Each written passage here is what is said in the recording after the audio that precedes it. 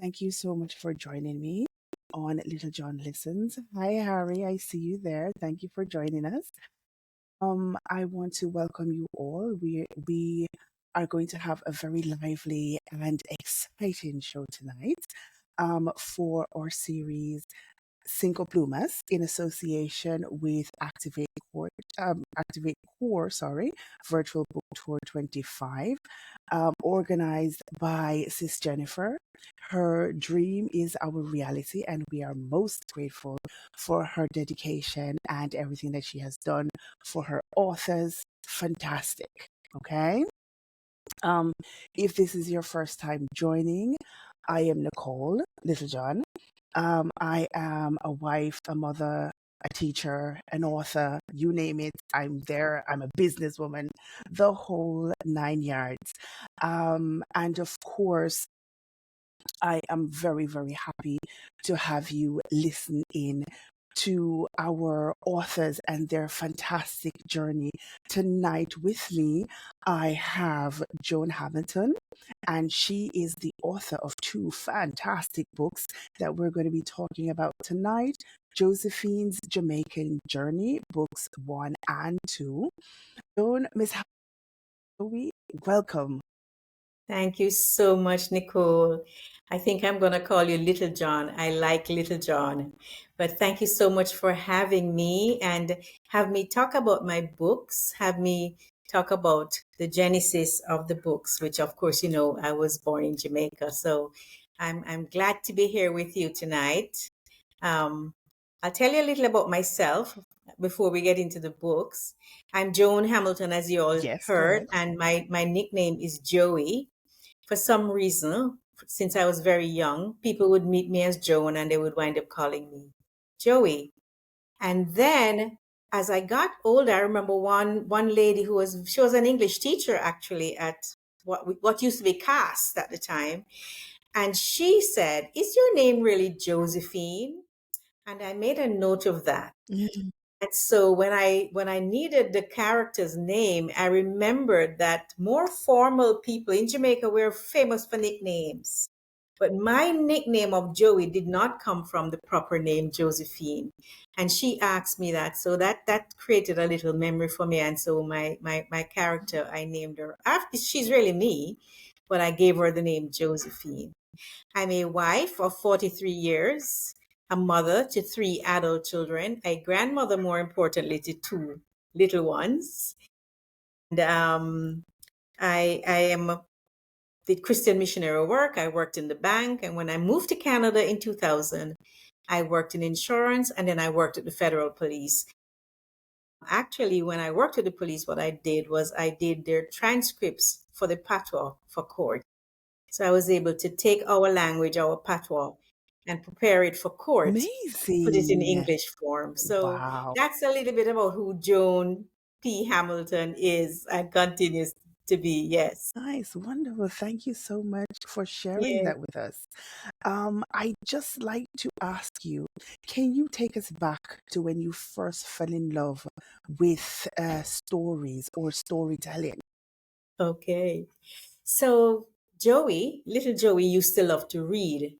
Now, when I was growing up in the 60s and in the inner city in Kingston, now the kids around me, they have tablets and they have birthday parties and people bring them books and stuff. We didn't have those luxuries. And so I remember in primary school, I used to go to the library from 3 miles to halfway tree, the old courthouse. It's 5 miles. I actually checked it this morning. We walked, the kids in my class, we walked to the library and collected our books. But that was when we were able to do that on our own. Before, if we got any little pamphlet or stuff, it was just all about reading. And I remember my mom buying us a series of bedtime story books called Good Night, Boys and Girls. And I read those stories inside out. And I was really curious because so much of it was a North American themed books. But so much of what were in the stories I couldn't relate to. But it helped two things. It helped my reading and it helped to form a faith in God in me because these bedtime stories were Christian bedtime stories. And so I loved reading. I got transported to wherever the place was that the book was describing. And so I think therein was where my love of writing and books came from, because I used to write excellent compositions. You remember, Little John? They didn't call them essays in my day. They called them compositions. Compositions, Yes. compositions, So that, I think, is compositions. where my love of writing would have come from, because I love to read and get lost in the scenarios that the books created. Wow. Yeah, and Yes, I can concur, because that idea of traveling and living vicariously through these people, we had many absolutely. lifetimes, many, many Yes. lifetimes. Oh my God. Oh, those were the days. Yes. But 5 miles? Oh my God. I And cannot when you're imagine. young, it didn't seem like anything. The thing was to get what you wanted, and we wanted to get there to get our books. I think we were allowed to borrow 3 books every week. And so we would be so happy going back down to school that afternoon with our books. Yeah. Amazing. Absolutely Yes. amazing. Those were the days. Oh my God. Yes. Okay. So, growing up in Jamaica, were there particular people, places, or traditions that shaped your voice as a writer? Yes, I think so. I like people. I like to observe people. So the characters around me as a little girl were fascinating to me. I recall one of my stories, I don't know if it's a book one or book two, had a fat politician on a horse. And of course, I was empathizing at that time with the horse because the man was so fat. So a lot of the people that I wrote about impressed me as people that I could observe. And I was just so into, and I still am into observing people, what they're about, how they express themselves, how they deliver of themselves, and interact with each other. Just today, I had the most fascinating. I was waiting to come out of somewhere, and there was a man in a truck fussing with a car in front of him. And I'm listening to the man, and I'm trying to figure out, why is he so mad, because just for this little scenario. So Josephine takes that thing, and she just examines it because of the people that are in it. So I find that I really am interested in writing based on the people that I'm observing. Childhood wonder, that perspective also, that is so innocent Yes. and very observant. Very Very, observant. very, I very like that. observant. I Yes. like that. Hey. And what moment in your life made you say, I need to write this down and share this with the world? That, I would say, is like a pivotal moment, because when you first start that book, when you sit down and start to write, Yeah. that's like a, oh, wow. What was You that know, moment for you? yeah, Little John, so many of our moments are not really, they seem almost to come by accident, because I started writing these stories when I'd moved to Canada in 2000, and I became homesick sometimes. So I would sit with a cup of tea or coffee, and I would remember home, and I would get a memory. It would trigger something, and I would just start writing. So I wrote all these stories. Book one has 8 stories, book two has 9, and I still have other stories. So I would sit there with my coffee and just remember my childhood, write them down, thinking that I was just being happy about, where I'm coming from. And so there wasn't a moment that I said, let me write these down and write it for other people. It was for me. What transpired in 2023 was that a friend of mine, whom I had sent a couple of the stories to, shared them with her publisher who was visiting, and they called to say, could we see your stories and could we publish them? So I wouldn't say there was one moment, but in fact, because I'm a spiritual person, I've been a Christian since I was 15. I think that there was a moment, but I was unaware of the moment, if you understand what I'm saying. Yes. I think it's quite providential the way But it has happened. I would also say that writing for yourself, writing the story you want to hear, Yes. writing those things, then your audience will find you. Your Yes. Yes. audience will find you. Yes. Wow. Right. What I And found it's with the interesting that you stories. Mhm. Go ahead, Little John. Go ahead. Yeah. No, no, I'm here to listen. I'm here to listen. I talk a lot.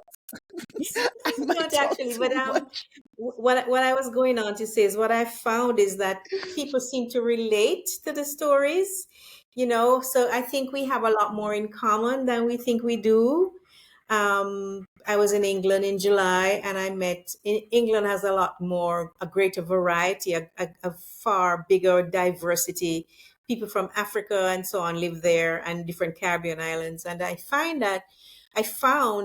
that what was interesting is that we're all from different countries, but there's so many similarities in how we grew up as Black people, particularly, as Caribbean people. So I think even though they're my stories, there's something in the stories that resonate with others growing up in similar circumstances. Yeah. I would definitely agree. I would definitely Yes, agree. That part also unifies us, it does. which Yes. is quite interesting. But I was saying it's interesting also that you chose that particular point in time in your life to reflect on when you were homesick. Was Yes. there a reason why that period was so important to you? Well, we had migrated from Jamaica. I still do live part time in Canada. And I think, when we leave home, as I think I was about to say Caribbean people, but I think whoever leaves home and goes somewhere else, there is a longing that grows for what was familiar, for what was something that you had gotten used to. And that's what happened to me. I was not unhappy where I was. I was just missing home. And so that moment, um, and it went on for several years in terms of once I started writing, I realized I sort of picked up when I knew I had an inspiration to write down. So eventually, they didn't come out of loneliness or homesickness. It just came because I felt inspired to write. But they were always my memories because the stories are autobiographical. They really are my memories of growing up as a kid. And what I think is really special is that I am writing about growing up in the inner city in Kingston in the 1960s. And even as a middle aged adult now, I am finding that most people try to shy away and not want to own those more humble beginnings. A lot of Jamaicans have done very well for themselves and prospered and educated themselves and so on. But not many people would be free to say, I grew up in that area. I used to walk in the rain and take my shoes off. I used to stone the plum Mm. tree and those things. And the It's mango because tree. the mango tree is because we have become so sophisticated that we don't want to be associated with those things. So that's one of the things I think the stories are doing. They're causing people to bring down those shutters that they put up and just experience again the joys of just being a child. Yeah. Very, very, very amazing. I would also say that for many of us who have left Jamaica and we now have children, Hmm. we are looking back at our childhood and comparing it to theirs, and we're like, oh my God, you need to stone a mango tree. You definitely should. Even once in your life, you need to stone a mango tree. Okay? You need to understand what is mango walk and pear walk. Yes, That time was just so magical. And at the it was. time, you didn't know it. You didn't Yes, know just how good it was. yes, Now you're absolutely. looking back and you're like, oh my God. Oh, Pure those were the days. joy, pure joy. Yes, it was pure joy. Oh my God. Wonderful, wonderful, wonderful. Okay. All right. What was the most emotional or personal part of your books? You said that these are basically about you. Okay. Hmm. What would you say is like a very emotional, personal part of it that Yeah. might have been, if anything, difficult to share? Okay. So, I am a positive person, but I'm from two ethnic groups of people. My ethnicity is mixed, and funny enough, in Jamaica in the 1960s, we still had, and I hope we don't have them as much. It would be idealistic of me to think we don't. But there, I was from an Indian family and a Black family. And so some of those memories at first, they were hard to look at because you wanted to, when I looked at how one side of the family treated me as against my sister, because the funny thing is that the kids come out looking so different, you tend to want to be a little hurt by it. But again, I have to call and talk about my faith here because I've been able to look at some of these things with so much grace. A lot of the ignorance that we experience, where people put us on to stand up and say you're coolie, say you're nigger. Those would evoke in people very strong, angry emotions. But we were able to look at them and realize that this was a time when there was such ignorance; it was palpable. And it's not that you weren't loved, but people had to fit you into a box. And so that was hard to look at. And to name it that it happened was hard because who wants to tell the rest of the world that they're from a family that had such prejudices? And then talking about my dad, because I wrote about my own family and his own struggles, that was hard too. My father passed away in 2011, and to be honest, I wrote so candidly about our family that I don't know that if he was still alive, if I would have been totally candid like that. He knew me to be somebody who didn't take prisoners because we used to have massive rows and so on. But so some of the family things were hard to write about from a point of view of will this make others upset? But I'd long ago made peace with them, and so I was just writing for us. If there's a kid like me out there in that situation, they can say, "Oh, other people have gone through this. I'll be fine." But that might have been the only emotionally difficult thing. And there was one character in my book one who we named her Miss Beryl the Beater, and she literally was a beater, and we now know that that's considered abuse. And a 9-year-old was reading the book one day, and she says, "Oh, but this is abuse." It is abuse, and now we call it what it is. Back then, in the tenement yard where I was growing up, everybody just knew her as the beater. And even though everybody was afraid, they never said, "Don't do that." Now we have the voice in 2025, and the kids have the voices to say, "That's abuse and it shouldn't be done." So that was another hard one. Do I write this as it was, or do I pretty it up? It's as it was because she didn't just have those bad qualities, she had good qualities as well. The strength to talk about that. Yes. Myself, my mom, she had beautiful long flowing Indian hair. My Mm-hmm. dad was black. So Yes. of course the kids, as you said, the kids came out looking a little bit different. And I was Everybody's different. told, yeah, I was told by adults that I have bad hair. Oh my gosh. That was a Yes. big thing. Bad hair. Yes. I had to step forward in my own space. I didn't have to argue with anyone, but I had Mm, to decide that my hair is not bad. When everybody else's hair was laying on the pillow at night, my hair is not out rubbing any bangs, doing any of these things. My hair is what naturally flows out of my head. So yes. there's Yes. nothing I am going to do about that. And I have Yes. found a space now where apparently loving yourself is a revolutionary act. And just It you have is to very decide much that so. I'm Yeah. beautiful already. This Yes. is what I have to work with. Yes. This is what I have to work with. And that's And it.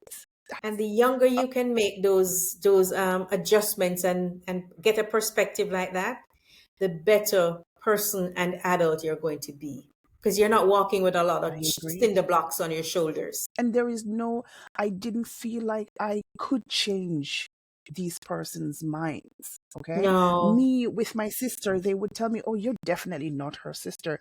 Why you stay Really? so? And look at how beautiful she is." Oh my gosh. Yes, yes, Yes. yes, Yes. yes. So It was Josephine, different. Mhm.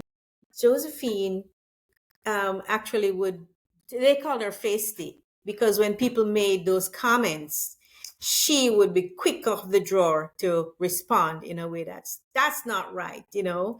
And so one of the first things I was called growing up was that she faced, you see, because I was having none of it. Speaking your own mind and doing that as a child back Yes. then when we're supposed to be seen and not Not heard. heard. Yes. Wow, that is Yes. brave on so many levels. Wow, I'm proud of you.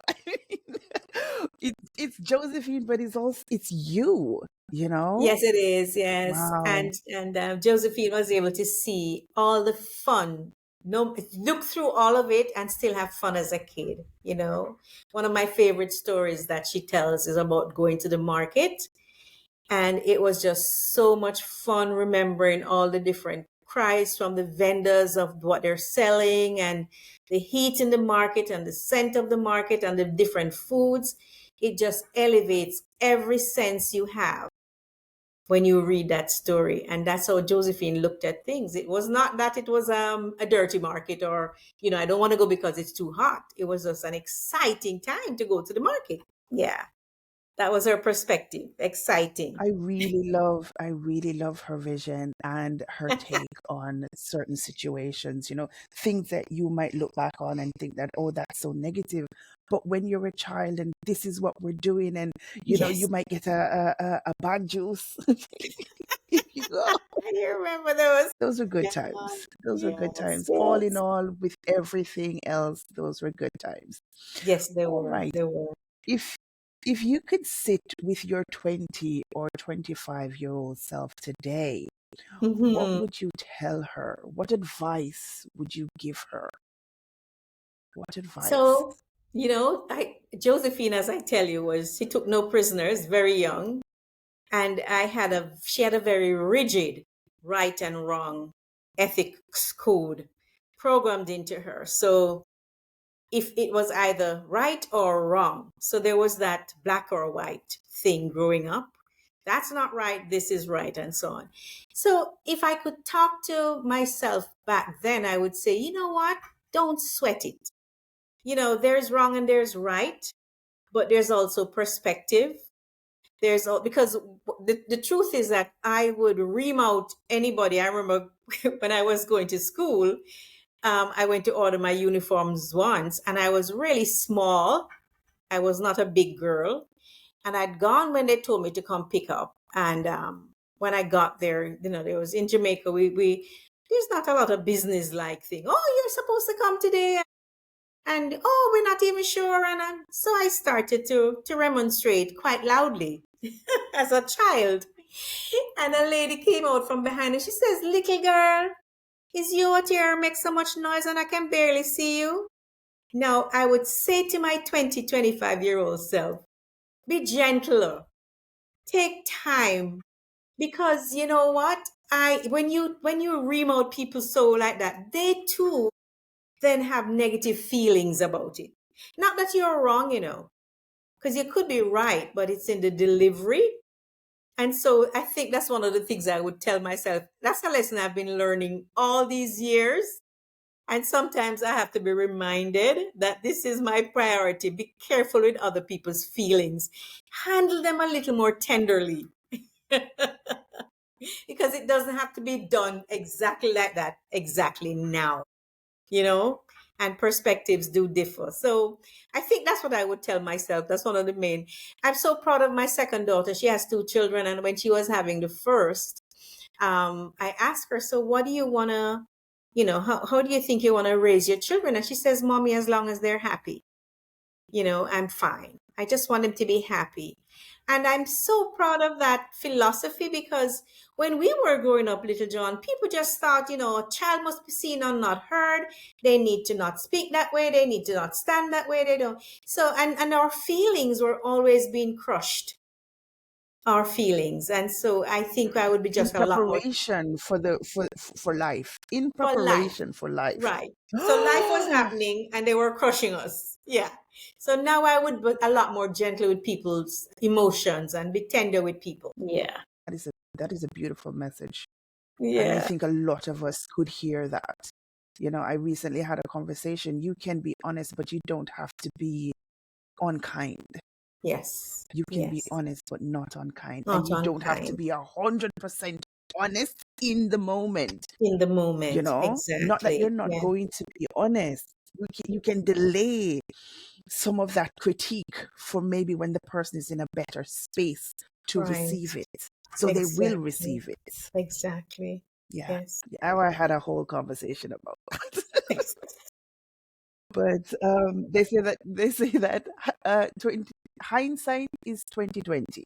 Yes. Hindsight is Yeah. 2020. Yeah. Yeah. Wow. Wow. Okay, I like that. I like that.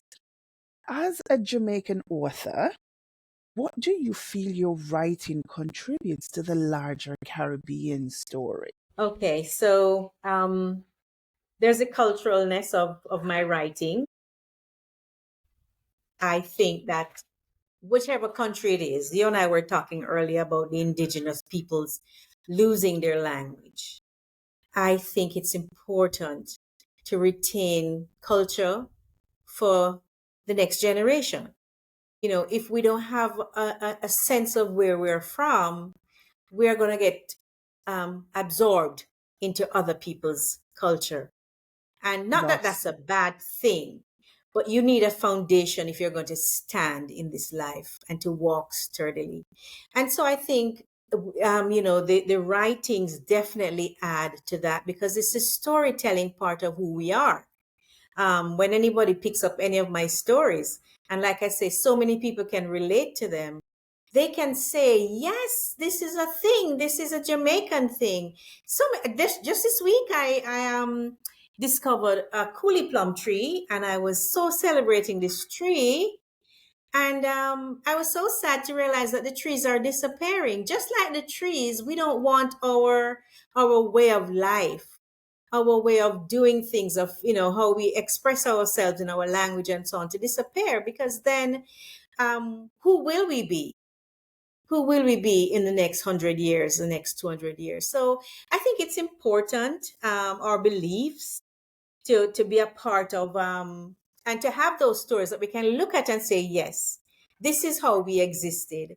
This is why we think the way we think now, because of the values that we had then and that were inculcated into us. So absolutely, I think the stories are vital, to keeping us alive, our way of life. And I would encourage more people to write. I was so blessed, as I said, in July in England, when I met so many, and the older ladies, they have such wonderful, wonderful stories. One lady, if I have time to tell you, Miss yes, please go Beulah. ahead. Miss We're here to Beulah was listen. her name, is her name, and she's in her late 80s.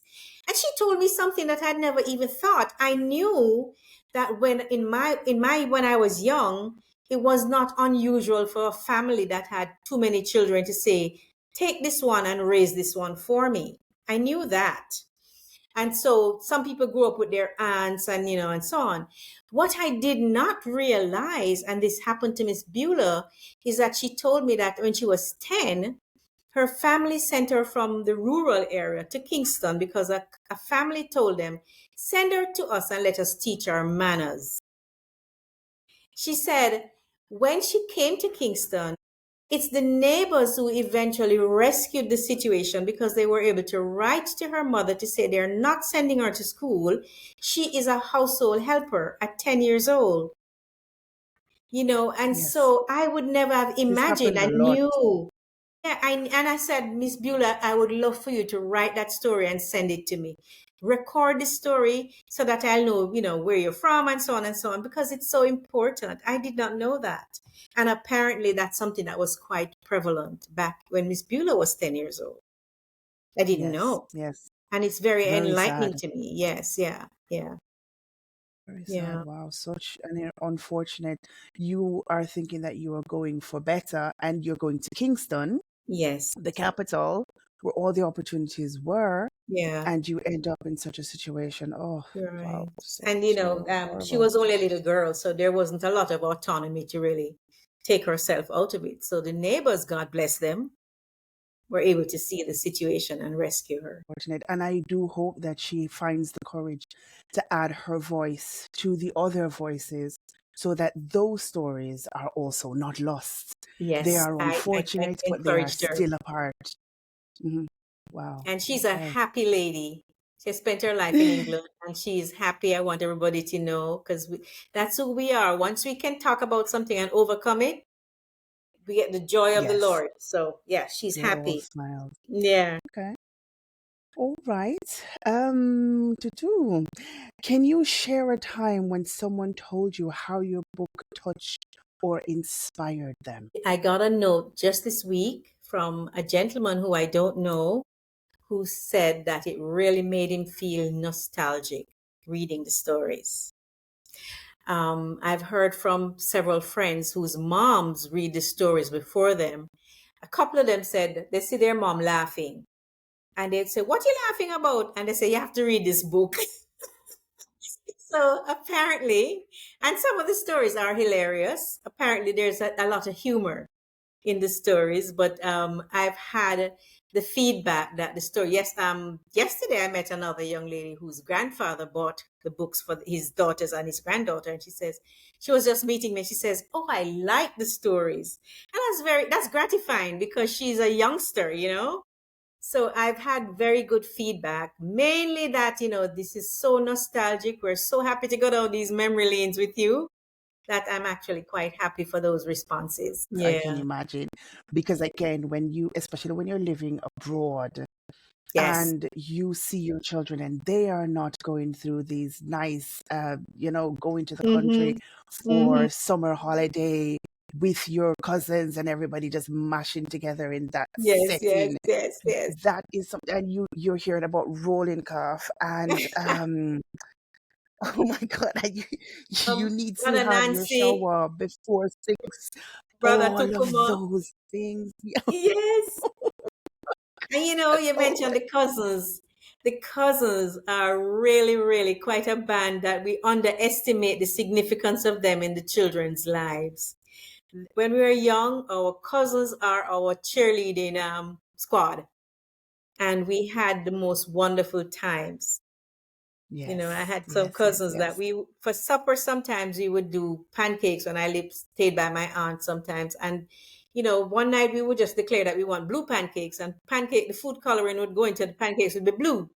And just, that's just something that cousins come up with, and we enjoy doing it and eating our blue pancake. And just that's a wonderful grouping of people, actually, cousins when you're growing up. Yes. Okay. What do you hope future generations, especially young Caribbean readers, take away from your work? What are you hoping for? Okay. So, it's a legacy for me. And I would want them to see in it that life is not always going to be glamorous, but life is always worth living and living happily. I when you read my stories, you'll see that the circumstances were quite humble. We didn't have plenty, but we had enough. And that's a lesson that even as an adult, I'm still pushing. Enough is as good as a feast, I think is one of our sayings. But in the scripture, enough is also what is offered to us for each day. We have enough grace and mercy for today. We don't need anything more than enough for today. And I think that's a vital lesson that I would want young people to pick up when they're reading my stories. They had enough because we live in a consumer driven age, and people want everything that in 2 minutes after you've gotten it, the desire and the satisfaction is done and you're on to the new thing. So I want people to know that we can be okay with a lot less than we're looking for. And I want people to know as well that when you are in those humble beginnings, as so many hundreds and millions of people are all the time, you are developing finer qualities inside. When you're not putting your focus on things, then better qualities are being developed and fine gold is being refined in you. So there's so many stories like those that I want young people to pick up. It's not just that we need to have everything that we our eyes set sight on, but that we can be satisfied, happily satisfied, and that while we're being satisfied with so much less than we need, than we actually need, we are developing better qualities as well. Embrace better values and be more productive persons when you read some of my stories, because to be honest with you, a lot of people, when they read the stories, they're like, you grew up in the inner city? Now, I don't stop to ask them why they're questioning it, because people have all sort of criteria that they look at and listen for and so on. But there's this surprise, I think it's a good thing that people can be surprised that you're so well spoken, that you know how to put your shoes on properly, and you know how to conduct yourself when you're out in public. I think it's a good thing if people can be surprised that based on where you're coming, you know, you can be doing all of those things. So there's a lot of good things that the children can learn from the stories when they're read, and families can have the discussions. And I'm hoping that parents and grandparents will take the time to have these discussions about, what we can focus on rather than what's being pushed into our faces to make us better people, better human beings, better adults. Yes. Yeah. Back to all of those important values. It's Values. not just Yes. about what you can acquire. And Yes. you are so right. As soon as you acquire what it is that was, I don't know, advertised on TV, you're like, oh, what's next? What's Exactly, next? exactly. They're so fleeting, the satisfaction, yeah. But we can learn to be kinder. Every day, we can move that mark further and further. Learn to be gentler. In our silence, we can learn to be more observing of the type of people that we want to be and those we're interacting with. Yeah. Yes. And also that simpler time in life. That's what everyone is working and killing themselves for in the cold, to spend 2 weeks living your life. I know. I know. Yes. Isn't that the irony of life? Yes. Yes, it Yes. is. Yes, it is. Yes. All right, guys, in the chat, if there is anything you would like to ask, please go ahead and write it. We will try to respond. I am going on to my next question. Looking ahead, are there new stories you feel called to write? I know you said that you had written other stories and you have these other stories as well. I'm hoping that you will feel called to publish those. But Yes. also, are you thinking of writing anything else? I am. I am. I actually recently just asked the Lord again. I mentioned my faith, to give me some writings, and I have to confess, right at this juncture, that He has been trying to wake me up to write, because I know when I have something that I need to write it down now. And maybe it's because of who I am, where I'm always busy on the inside. I might look like I'm not busy, but I'm always busy on the inside. The Lord waits until I'm sleeping. And I think that's when He can best get my attention. And so a couple nights I've realized that I need to get up and write, and I've just turned over and pulled the cover up. But this week, in the middle of the day, my prayers got answered. And again, I mentioned the coolie plum tree, and I sat waiting on an appointment, and in 40 minutes, I had the outline of a story about the coolie plum tree. So I do plan to write. It is my happy place. I have a date with my editor in the fall to start looking at some that we had put aside, and I really am anticipating prayerfully and not going to turn over when I feel the urging of the Lord to get up and write. So I can say yes, yes, yes. I'm going to be writing other things because I love it. It is where I get lost in just writing. I really enjoy doing it. Nice. I love that. Yes, And yes, I'm very disappointed to hear that those coolie plum trees are going away. I spent so much time as a child in the country. We had so many trees everywhere, okay? yes, And yes. I love those. They were difficult to eat, but they would, if you could wait for them to be ripe, which not Yes. always did we wait, but they were so good. For them I to be disappearing, understand. that is new information for me. I understand because I was sharing with somebody today that I was so disappointed because the tree looked so straggly and stuff, and I really hadn't seen one in decades. And she told me, she says, we actually do have a lot of them up at Huey. So I'm going to have to make a special visit up there, park and walk and take some of those pictures and put on my website to say I found where the coolie plum trees are. Because she tells me that they have them up at Huey. So I'm going Well, to we go need to look. be planting some more I because think so too. they I the think so shade too. they give. I mean, they do everything. They The do. They trees. do. Yes. Okay. In the chat, I have put some information for you guys where you can find Miss Hamilton's books. Okay. You can go to the website. When I post this on YouTube and on Spotify, I will leave a link so that persons watching the video can just click on that link and go directly to find these amazing books. We also have a question from Harry. Do you think that there are some Jamaican stories that should be forgotten? And if so, what story and why? Wow. Should be forgotten. Okay, Harry. I, Wow. the worst one I have, well, not, I don't want to use the word worse. The most emotional one I have in my book is about the beater. Um, I'm 65 years old, Harry. I don't know to what you refer, but I believe that we should be able to talk about things. If there are things that are, I wonder if Harry's making talking about things that are more personal, you know, traumatic things, and it's a personal thing. If and I say this to people as well. When I was speaking to Miss Beulah and the other ladies that I addressed when I was in England, if there are things in our past that are still painful to unwrap and to look at, by all means, I would never force people to do that because you don't want to re-traumatize people. But if there are things that you are willing to look at and then get healing for, then that's your story. You can decide if you want, after you've had the healing, if you want to share it or not. My personal philosophy is that I don't feel healed unless I look at things and I call it what it is.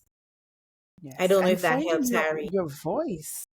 Yeah, Finding your voice. yeah, Oh, yeah. he said, I'm talking about our past as slaves. As So slaves. those kinds Okay. of stories, those kinds No, of no, more I don't think I um think we need to talk about them. mm, yes, I think we need to talk yes. about them. I think just this week I was reminding a couple girls I was with that when I was in third form, I did European history. It was my grandniece who is now doing her exams, and I was asking her, "Are we teaching Marcus Garvey now? Are we teaching the Black leaders now?" And I think she said that in grade 6 they did some of those things, but not in high school. So I absolutely think that our history needs to be told and told from our point of view, not from the other person's point of view that they're going to pretty it up and make it look good. It's very, very hard. And Harry, I'll tell you, I'm one that will not want to watch some things because it's still so painful for me to think of it and to contemplate. But I don't think we should push it under and hide it away. It needs to be told because it's upon those shoulders that we stand today. True. Very true. Very true. Yeah. They didn't have a voice. No. They didn't have a voice. So we, their children, need to speak Yeah. for Yeah. them. And that Absolutely. time in history, I don't think that should ever be forgotten because the moment you forget it, Yeah. we more than likely will repeat it. And we Yes. don't want to do that. Yep. Yep. Yes, I yes. So agree. I I don't. agree. Mhm.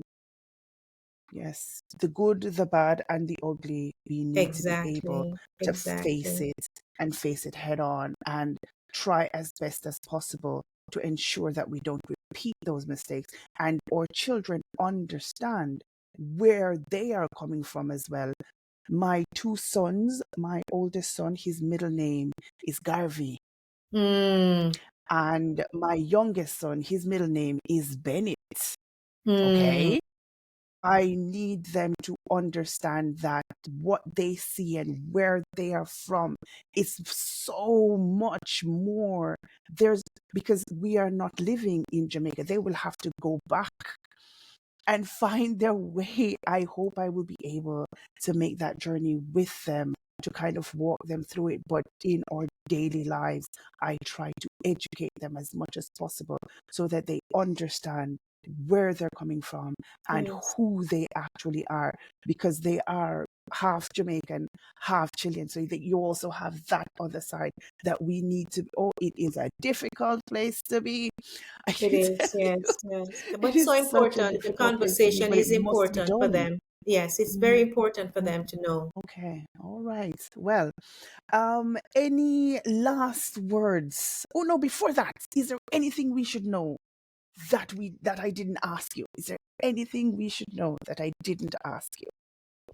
You know, a policeman stopped me one day and he says, "Do you have anything to declare?" And I said, "I declare Jesus Christ is my Lord and Savior."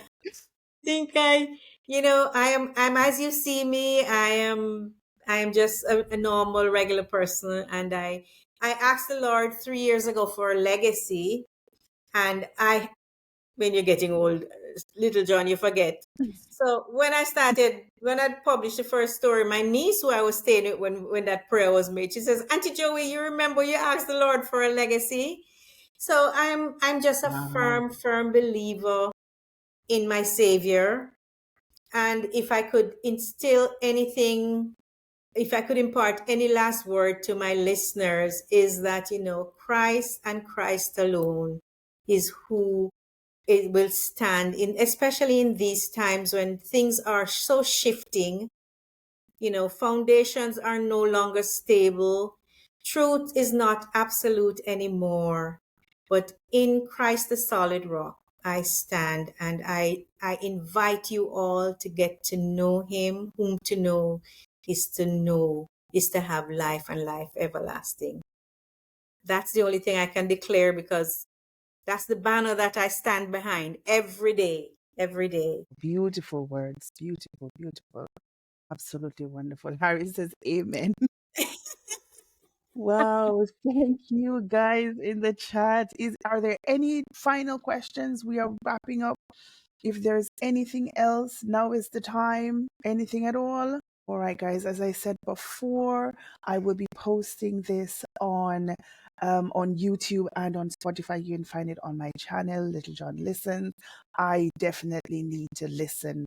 I talk so much. Oh my Now, gosh. Oh my god. Oh my you're god. enabling talking too, so that's okay. You're engaging, which is one of my favorite pastimes, just engaging. You learn so You are much so about each other. Yes. you are so kind. Oh my god. All right. Well, thank you all for coming and sitting with us and listening with me. I am very grateful for your support. Remember to go later to the channel. You can watch this video again because there's so very much to hear and learn. And there's something you might have missed. You might have come late. So you will need to go back over it again, guys. Thank you once again for joining us. We are signing off now. Have a pleasant night, and I will see you next week. Okay, Yeah. same time, same place. Thank you, Nicole. Thank you so much. Blessings. Thank you. Bye, guys.